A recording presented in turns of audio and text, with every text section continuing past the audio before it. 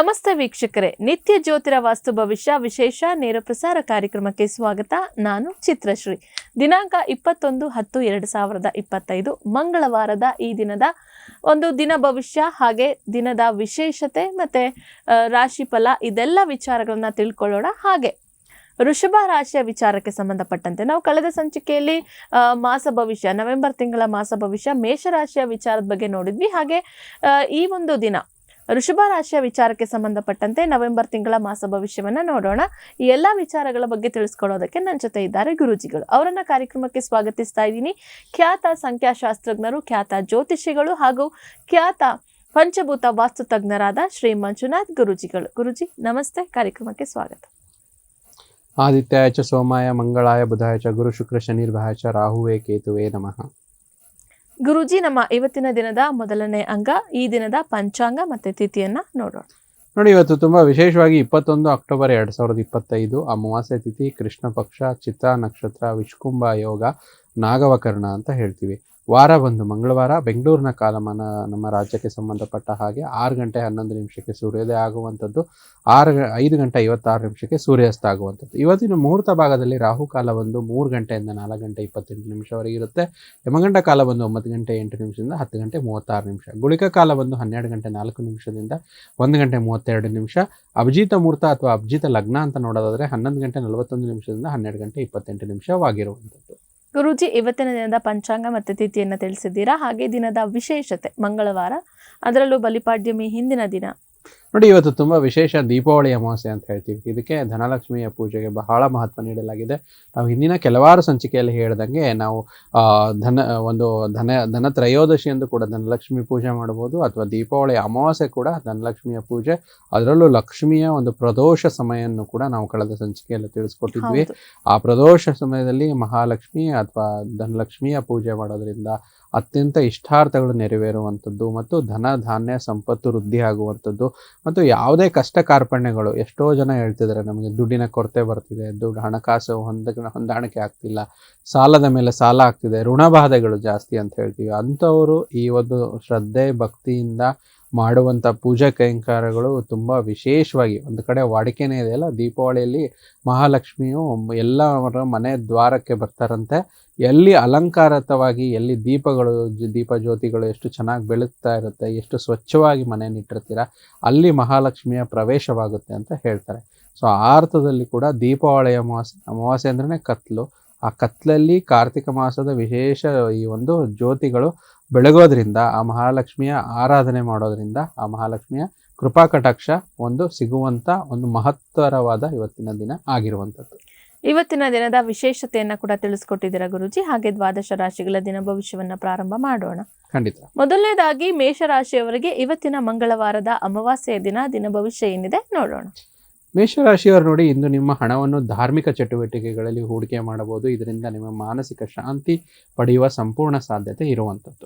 ಮೇಷರಾಶಿಯ ನಂತರ ಮುಂದಿನ ರಾಶಿ ವೃಷಭ ರಾಶಿ. ವೃಷಭ ರಾಶಿಯವರು ನೋಡಿ, ಕಬ್ಬಿಣ ಬಿಸಿ ಇರೋ ಸಮಯದಲ್ಲಿ ಹೇಗೆ ಬಡಿಯಬೇಕೆಂದು ನೆನಪಿಡಿ.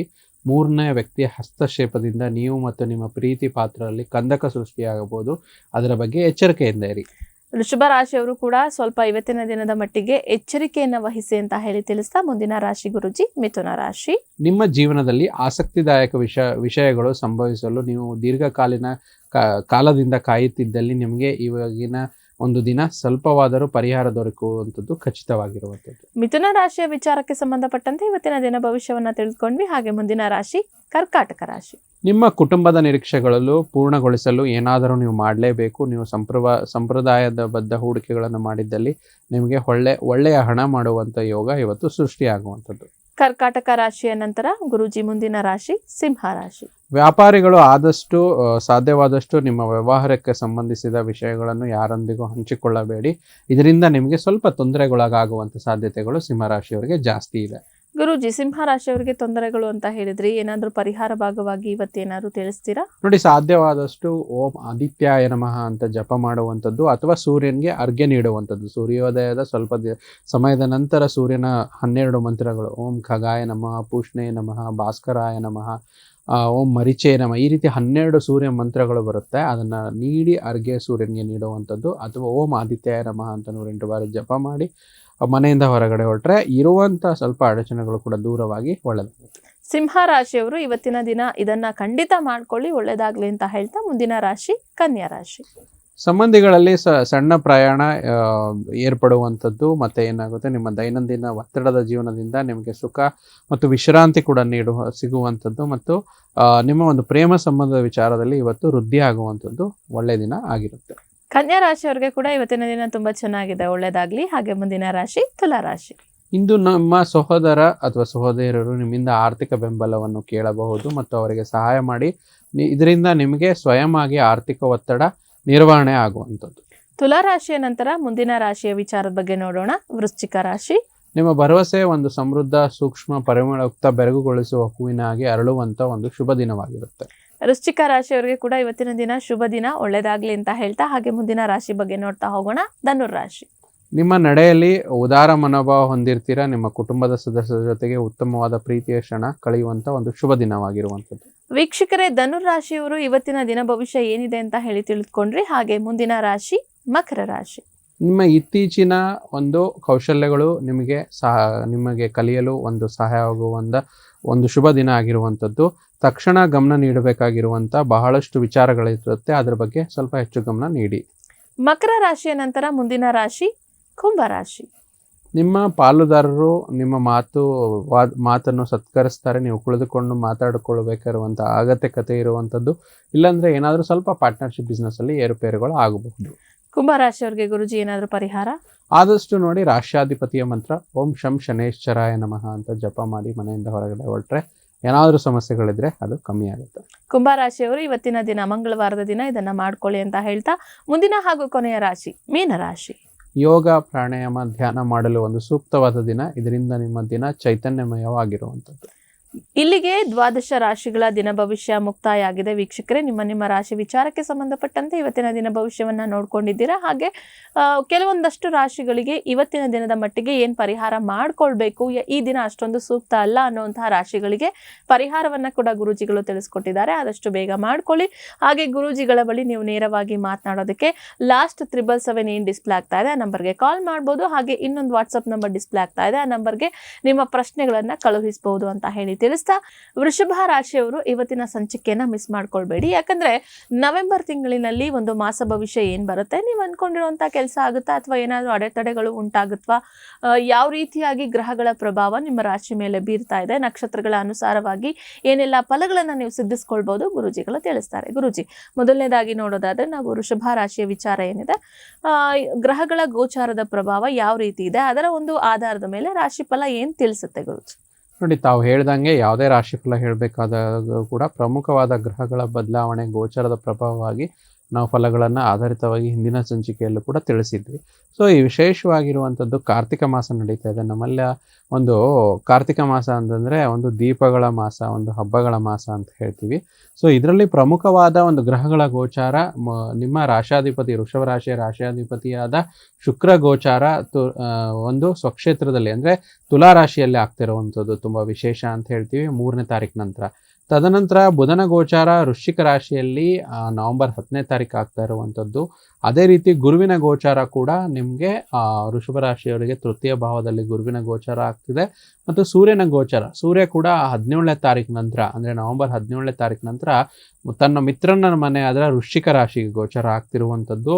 ತದನಂತರ ಬುಧನ ಮತ್ತು ಮರು ಗೋಚಾರ ಅಂತ ಹೇಳ್ತೀವಿ, ಹಂಗೇನು ರೀ ಎಂಟ್ರಿ ಅಂತ ತಗೊಂಡಾಗ 24ನೇ ತಾರೀಕು ಒಂದು ಬುಧನ ಗೋಚಾರ ಕೂಡ ಆಗ್ತಾ ಇರುವಂಥದ್ದು. ಸೊ ಈ ರೀತಿ ಒಂದು ಗ್ರಹಗಳ ಗೋಚಾರ ಆಗ್ತಾ ಇರುವಂಥದ್ದು ತುಂಬ ವಿಶೇಷ ಈ ಒಂದು ಮಾಸದಲ್ಲಿ ಇರುವಂಥದ್ದು.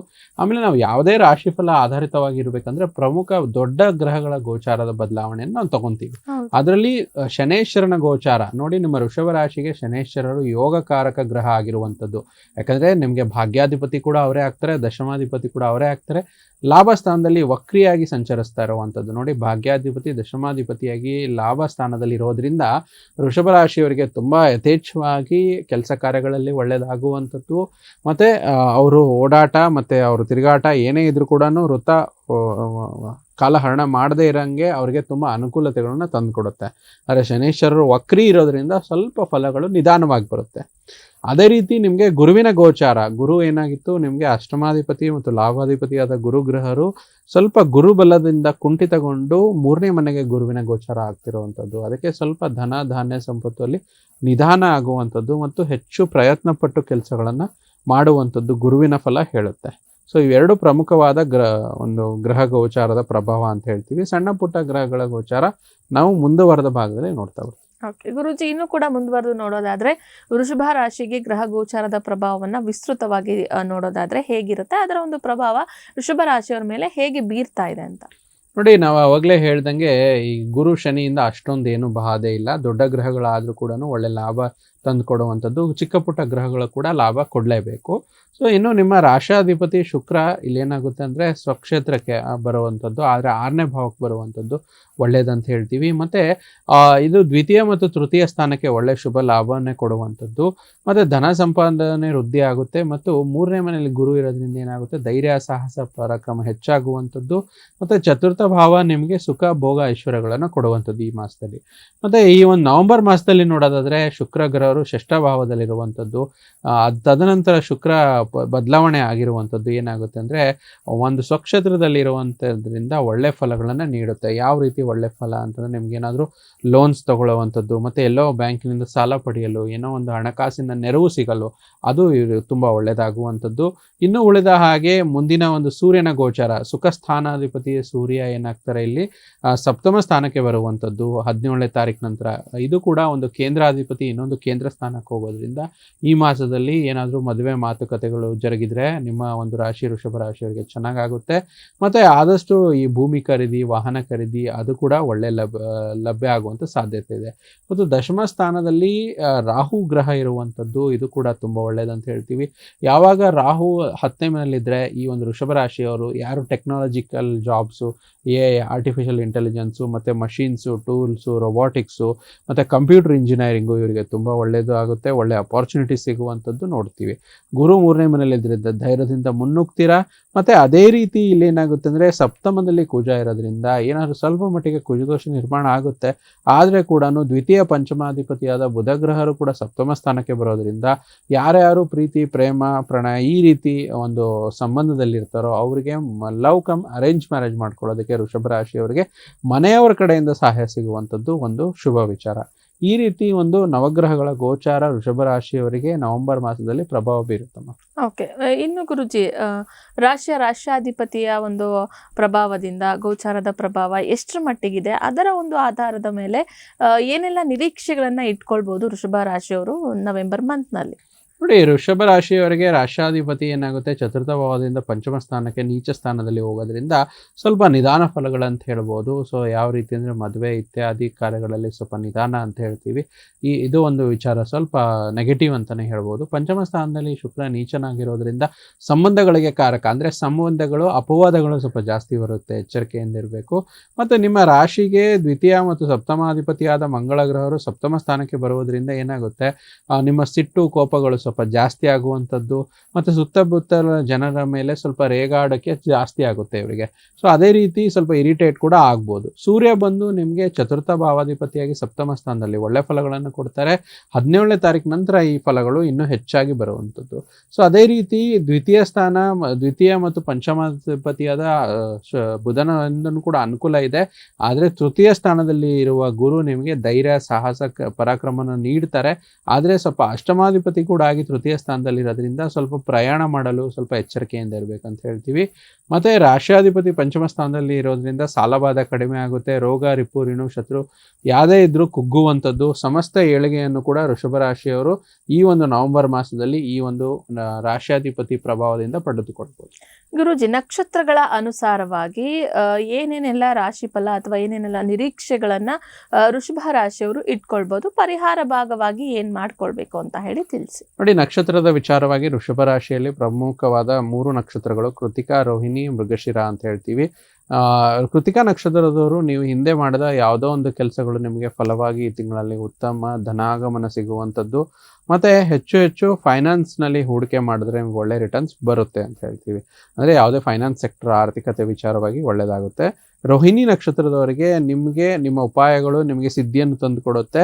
ಅಂದರೆ ನಿಮ್ಮ ಒಂದು ಏನು idea, your idea will meet the success ಅಂತ ಹೇಳ್ತೀವಿ. ನೀವೇನು ನಿಮ್ಮ ಬುದ್ಧಿಯನ್ನು ಉಪಯೋಗಿಸ್ತೀರಾ ಅದರಿಂದ ನಿಮಗೆ ಒಂದು ಸಕ್ಸಸ್ ಸಿಗುವಂಥದ್ದು. ಮತ್ತು ಮೃಗಶಿರ ನಕ್ಷತ್ರ ಅಂತ ಹೇಳ್ತೀವಿ, ಬಹುಕಾಲದಿಂದ ಒಂದು ಮಿತ್ರರ ಭೇಟಿ ಆಗುವಂಥದ್ದು ಮತ್ತು ಬಹುಕಾಲಿನ ಒಂದು ಭೇಟಿ ನಿಮಗೆ ಹೊಸ ವಾತಾವರಣ ಕೂಡ ನಿರ್ಮಾಣ ಮಾಡಿಕೊಡುವಂಥದ್ದು.